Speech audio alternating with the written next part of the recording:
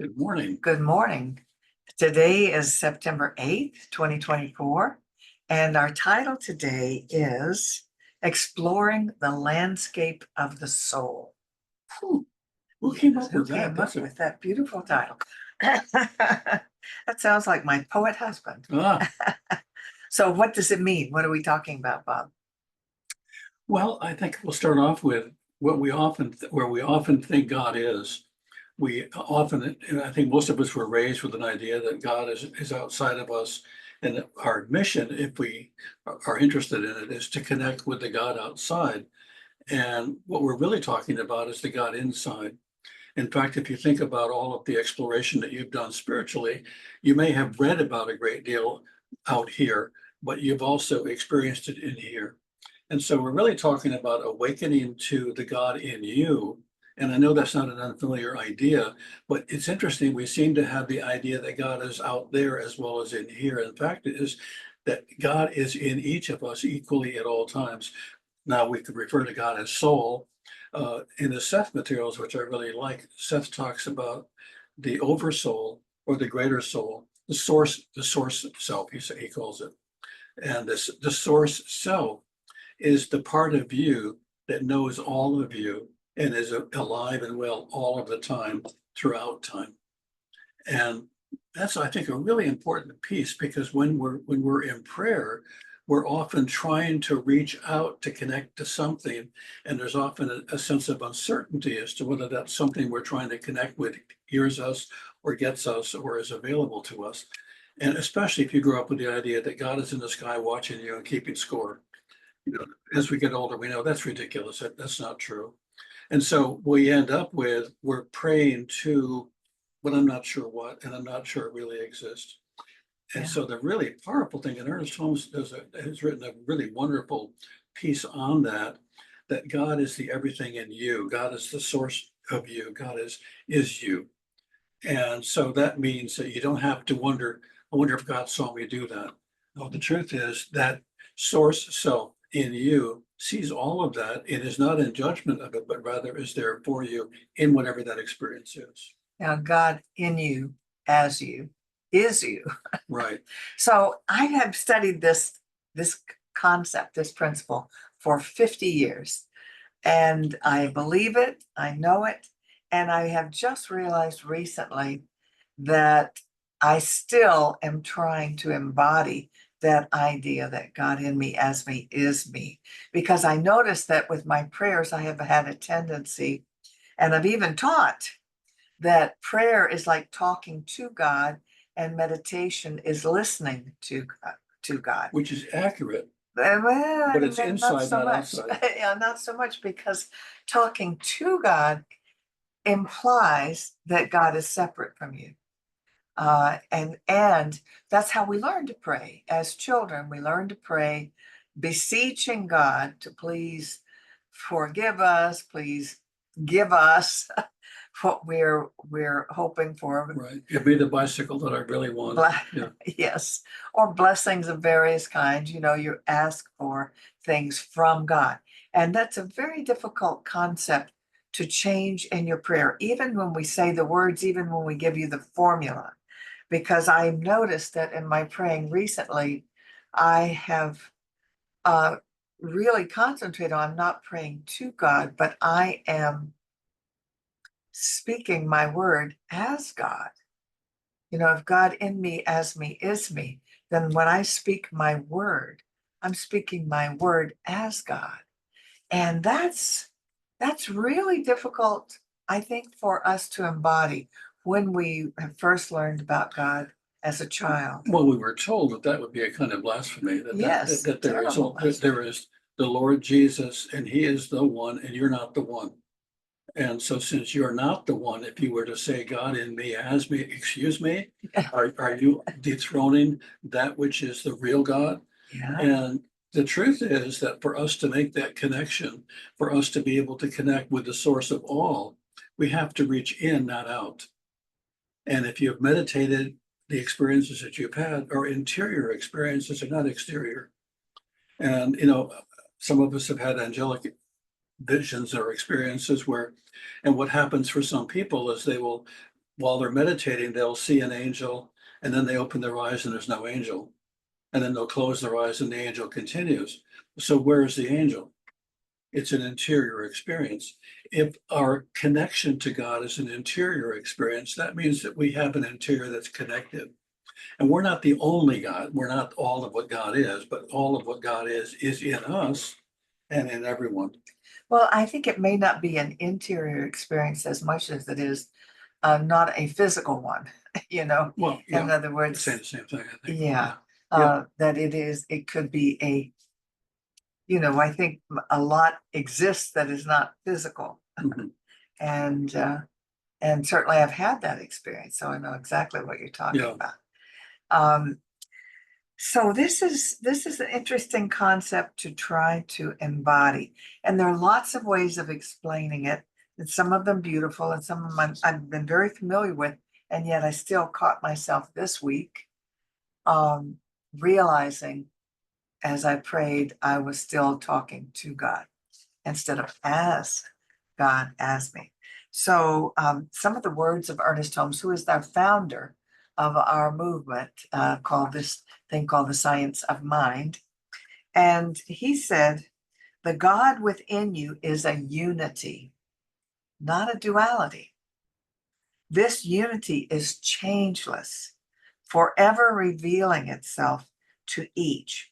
But what he means as a unity is it's one with me, but also one with you, one Mhm. with all life. Before you go on with that, I want to interrupt with Okay. a metaphor that when they built cars and originally what they would do is they built the frame of the car and then they would build the car and they would put the car on the frame. Several years ago, they decided that it was cheaper and more efficient to build the car as the frame. And so you no longer have a car, the car does not have a frame. You could say that we used to think that God was the frame and that we were the body on top of the frame. Well, actually, a unibody, which is what they call it, is the whole body and the whole frame, and it's all one. Interesting. I didn't even know they changed that when they Yeah. made cars. Well, our Lincoln is the old, so whatever you get in Our that car, Lincoln it's has got a the frame, frame. It's called an H frame, right? And but I just think metaphorically that's interesting. So there But is, our Hyundai is yeah, a unibody. uniframe, a Yeah, unibody, they yeah, call it. they call it which Unibody. means that there is no other or there is no something else. It's all one. And so another quote I have here, and I really like this one. This Well, is from yeah. Eckhart Tolle. What? When you were reading that, that was, I just interrupted because I didn't want to forget it, but. Can I read it now? Yeah. Okay, this is Eckhart Tolle. He says, the word God is limiting, not only because of thousands of years of misperception and misuse, but also because it implies an entity other than you. Hmm. God is being itself, not a being. Interesting concept. Is Really? being Yeah. itself, not a being. There can be no subject-object relationship here. No duality, no you and God. God realization is the most natural thing there is. And God realization is realizing that God is part of you, God is in you. The amazing and incomprehensible fact is not that you can become conscious of God, but that you're not conscious of God. Well, that is powerful. You're not conscious of God. So really what we're talking about is becoming conscious, not becoming God, or not Right. becoming more God or less God or Right. getting God. What we're really talking about is becoming conscious of the wholeness of our being, of So- the unity of being. And I would like to, for those who may not know Eckhart Tolle's story, is he is a German man who was living in Britain, and I think teaching college, I think, and became very depressed. And he was just sitting on a park bench, as people do when they're depressed, just nothing, doing nothing, but feeling depressed. And he sat there for a long time. And doing nothing, he had this God realization. At a certain point, he realized that he and God are one. He realized it. He got it. He knew it. And he's been trying to teach it to the rest of us humans ever since. But I think it's interesting that he was doing nothing but sitting on a park bench, because that's also a lot like meditation, trying to do nothing, trying not to think your thoughts or go peruse your thoughts or notice things with your eyes, but just doing nothing. And that is a way that you can have this God realization. We spend a lot of time trying to figure things out rather than trying to figure things in. Exactly. Exactly. Yeah. As a matter of fact, we get a little uncomfortable if there's nothing to do, Yeah. we're not doing A something. long time ago, I attended a workshop that was, I was being trained at the time to be a mental health counselor, and the particular program was naming. And I thought, what is this? This is going to be foolish. Well, the power of naming is the ego wanting to have control over something. And once it's named it, it's actually placed it on the outside, and it's placed it in relationship to other things outside. And so the naming very often is how we distance ourselves rather than join. And it was a very powerful concept. So what if it doesn't have a name? It's part of you. But as soon as you name it, it's not part of you. It's part of something that you have documented or archived in your brain. And you may never be able to reach it. And I think I've shared this before, but it was a long time ago that I used to take people on nature walks.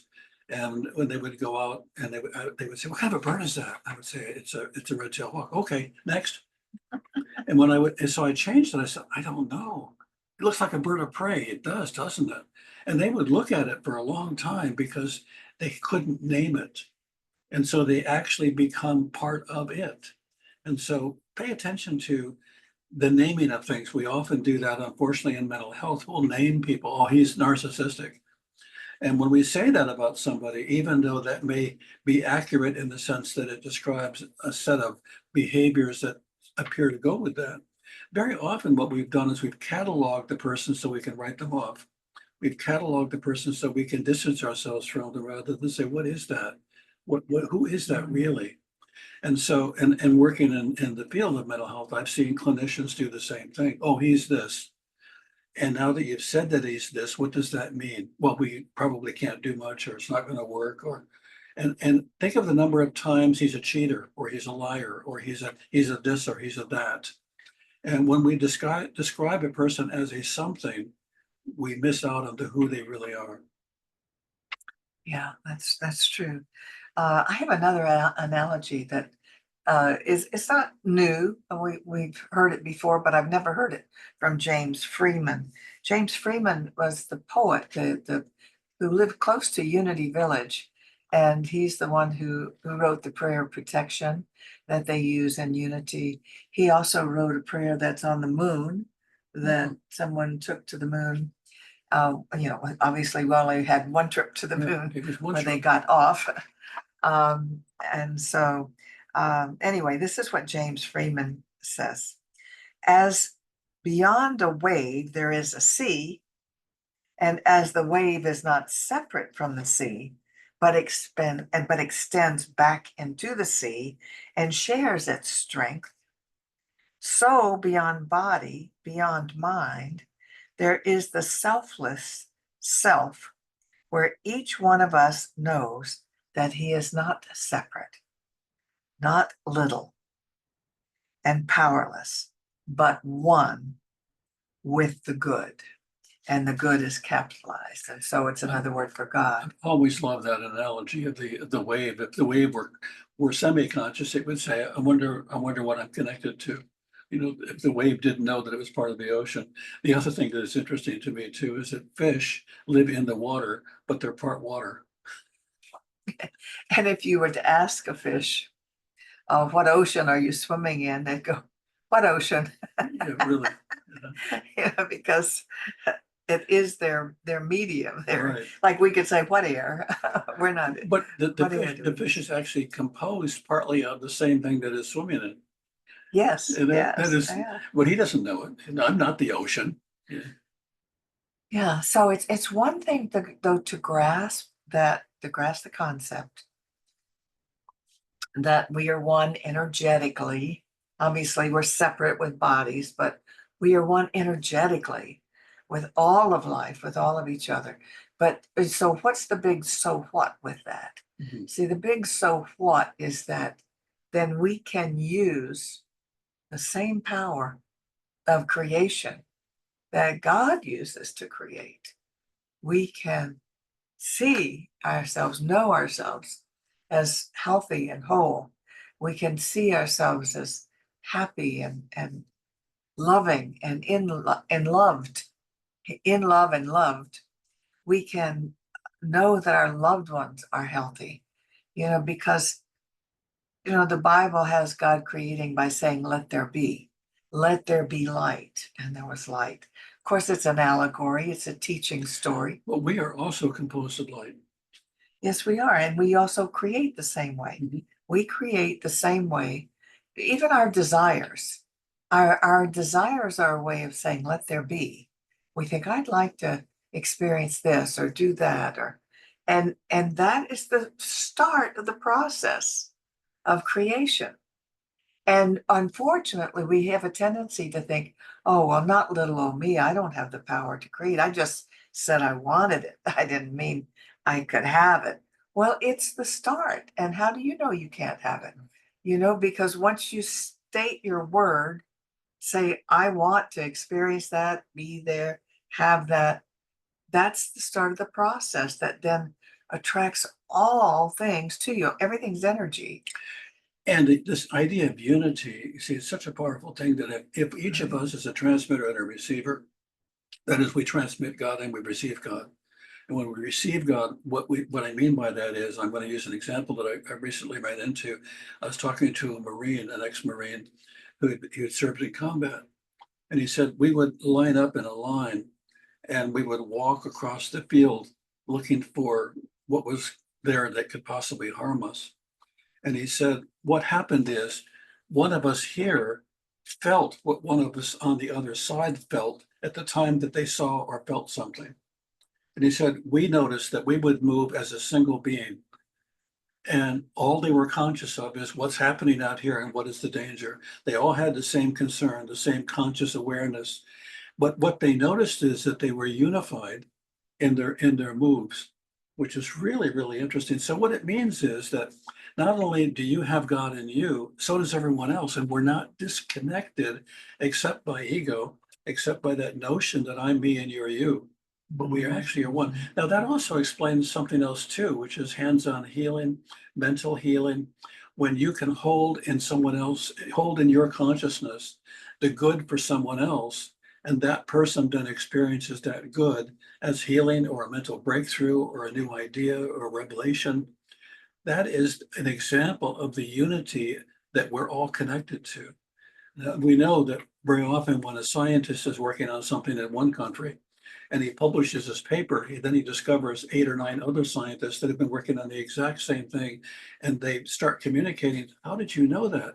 It's as if, one might wonder, that we're actually unified when we have an idea, that idea then circulates and connects us to everyone who has that same idea, much like the line of Bereans. I'm thinking of that time we went to that Unity Church in St. Pete. We were invited to go. We were not yet ministers. We were mental health counselors. Right. And we did seminars and workshops. And Bob was doing a lot of healing work, and his healing work was hands-on healing. Now, we stopped that when we became ministers in religious science because that's not what we teach. We teach affirmative prayer, and we teach that anybody can do that. There's nothing wrong, and our movement says there's nothing wrong with hands-on healing. It's just not what we do. So we stopped doing it because we don't want to be examples of something that we're not teaching. And we had not discussed it because Bob and I, Bob was the one who was doing the hands-on healing. And since it was a seminar, I just started doing something of my own, which I'll tell you about, just to participate. It was nearly an all-Black congregation, I believe. And the minister, that was a friend of ours, was a Black minister, a Black unity minister, and she had invited us. And Bob asked everyone to just, make a circle, and he was going around doing his hands, I think you did sort of Mhm. like this, Yeah. um, Don't stop. healing. And, and so I was just trying to figure out what else to do. And so I came along next to them, and I think what I did is put my hand like in Mhm. the heart energy field, and maybe in the head too. I don't know. But what I know is what I was feeling was love for them. And what I felt from them was love. And it was so beautiful. The energy was so beautiful, totally wordless. Not a word was spoken, but just the love that was given and received was so beautiful. We were all crying. Everybody was crying. It was so healing. I really felt like it was healing centuries of black white hostility, you know. And I grew up in the South, so I was very aware of that white black hostility. But it was such a it was my favorite experience, I think, of my whole life. And they loved it. And when we left, we drove home, which was about 15-minute drive maybe. And we were looking around. There had been tornadoes hopping around the whole time, for which we were totally unaware. And all kinds of things had crashed, and they were near where we lived, and we had just been totally unaware of it. Totally blissed out. But that, I think, also is a perfect example of energetically knowing that you're all connected and you're all one. You know, you can make up things that separate us, like, different colored skin, and different Right. habits and cultures, but we're all one. And the love is very palpable. I've gone on and on. Yes, you have, and I just don't, what are we gonna do? You'd like enjoying yourself, you know? Well, it was an extraordinary experience, but everything you've talked about and that I've talked about today is about us being connected, us having an intimate, wonderful, deep connection at a level that cannot be violated by any thought, idea, or activity. And so the who you are deep inside of you is truly God and love. And that's important to know. And so you can say, wherever I go, God goes with me because God in me, as me, is working through me. And whenever I don't see God in another person, it's probably because the camouflage that they're wearing has kept that from me from seeing it. And we often They're can't, camouflage in our own yeah, prejudice. we camouflage ourselves with what we believe to be the things that have value, like a car, or living in the right neighborhood, or being the right color, or having the right clothes, or having enough money. All of those things which are helpful to have in the exterior world, but they separate us from the interior presence of God. And so when we meet each other, if we can say namaste. We can say that I greet the Mm. divinity in you. And I love that idea that greeting the divinity in you first is greeting the who you really are. And not by name, but by the name that you should really be called, which is the God in you. Exactly. Well, I think we've wrapped up our half hour today pretty well with this concept. I hope you really take this in and hold on to the idea that there isn't a moment in your life when God in you is not with you and not in you. There is not a thing that you can do that has not been seen and known in the eyes and the heart and the soul of God in you, and that you're okay. If the God in you were a judge and you did something that wasn't right or not good, and that God in you were to punish you, you would know it. But the truth is, you're alive and well, and you're having this life experience because that's what you're here for. And hopefully you'll learn from it. Let's close with a prayer. Yeah. So let's go within and know right here, right now, that for each one of us, this is true. There's one life, one mind, one God. Being everywhere, it is also all of me. As I live and breathe and have my being, I am being experienced as one, one with the source, one with the creator, one with the creative energy. And as I speak my word, as I know the truth, I create my experience. So I know that the power lies within me because the power is the power of God. I know this to be true. I know this is so. I give thanks for knowing. I release, and together we say, And so it and is. so it is. And so we're going to mention here that for those of you that would like to participate in supporting us, that you can do that. I'm looking for a screen share. There we Here we go. go.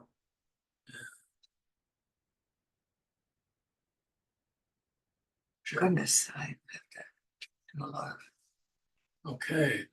Okay, so this is the first page of our website, which is cslpalmbeaches.org.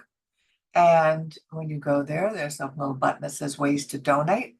And there are ways that you can give ongoing and an ongoing automatic basis. You pay through PayPal. And many of you do that, and we're very grateful for it. And so we'd like to say together this affirmation. It's an affirmation is a positive statement of the truth that we remind ourselves. So let's say together, my investment today is made with the full realization that God is the source of my supply and returns it to me enriched and multiplied. And now we're going to go stop recording.